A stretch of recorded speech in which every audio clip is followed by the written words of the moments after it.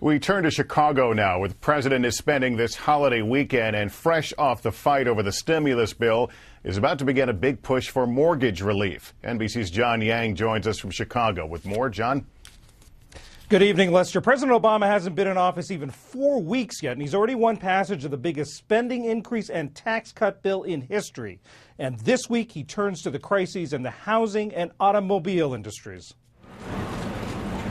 For President and Michelle Obama, Saturday night was date night, a Valentine's Day dinner at the restaurant of Oprah Winfrey's one-time personal chef. It was a brief break as the president prepares to tackle the tide of foreclosures sweeping the nation, an issue driven home for him in White House mail. Mr. Obama showed one letter to top advisor David Axelrod. A woman from Arizona whose husband lost his job. They're really struggling to make their payments and meet their responsibilities, and she was emblematic of people all over this country. The president is to unveil his plan in Arizona on Wednesday. Officials tell NBC News it will use at least $50 billion to encourage lenders to lower mortgage payments for struggling homeowners.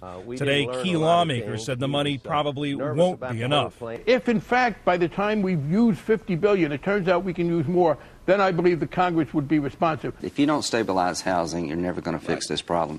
The way you stabilize housing is you try to get control of foreclosures. As administration officials prepare to roll out the housing plan, they're mindful of the negative reaction Treasury Secretary Timothy Geithner's bank bailout plan got this past week, both on Wall Street and on Capitol Hill. He was unprepared as far as details were concerned after a lot of fanfare.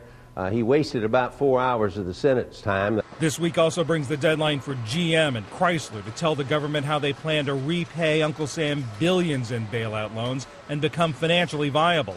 According to the Wall Street Journal, GM says it's a choice between billions more from taxpayers or bankruptcy. We need an auto industry in this country. There are millions of livelihoods that depend on it. The president will sign that stimulus bill in Denver on Tuesday.